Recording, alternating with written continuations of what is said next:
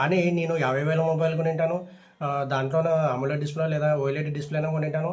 కానీ నాకు ఇక్కడ ఎండకెళ్ళిన తర్వాత ఆ వీడియో కంటెంట్ బదులు నా ఫేసే రిఫ్లెక్ట్ అవుతూ ఉంటదనమాట. ఎందుకు అంటే ఈ హెచ్‌బీఎం లెవెల్స్ అనేది తక్కువగా ఉండడం వల్ల మీకు అలా ఉంటుందనమాట. ఇప్పుడు పీబీఎం అనేది అంటే పీక్ బ్రైట్‌నెస్ మోడ్ అనేది కేవలం ఒక ఇమేజ్‌ని లేదా ఒక ఏరియాని మాత్రం హైలైట్ చేయడానికే ఉపయోగపడుతుందనమాట. కానీ ఈ హెచ్‌బీఎం అనేది మీ మొబైల్ స్క్రీన్ మొత్తం ఇప్పుడు మొబైల్‌లో మనకు యాంబియంట్ మోషన్ అని చెప్పేసి కొన్ని సెన్సార్స్ అనేవి ఉంటాయన్నమాట. మనకు ఉదాహరణకు ఇంట్లో కూర్చొనే స్క్రీన్ మొత్తం డల్ అయిపోతుంది, బయటికి వెళ్తేనే స్క్రీన్ మొత్తం ఆన్ అవుతుంది. అంటే టోటల్ స్క్రీన్ మొత్తం బ్రైట్గా కనపడాలి అంటే ఈ హెచ్‌బీఎం లెవెల్స్ అనేది మీకు ఎక్కువగా ఉండాలన్నమాట. సో ఎవరైతే మీరు మార్కెటింగ్ చేస్తున్నారో డెలివరీ బాయ్స్ అయితేనేమి లేదంటే ఏదైనా డ్రైవర్స్ అయితేనేమి ఇట్లా మార్కెటింగ్ అంటే ఉదయం 10 గంటల నుంచి సాయంకాలం 7 గంటల వరకు ఎండలో తిరుగుతాము, ఎండలోనే మాకు వర్క్ ఉంటుంది అనే వాళ్ళకి ఈ హెచ్‌బీఎం లెవెల్స్ అనేది ఎక్కువగా ఉండడం చూసుకోండి.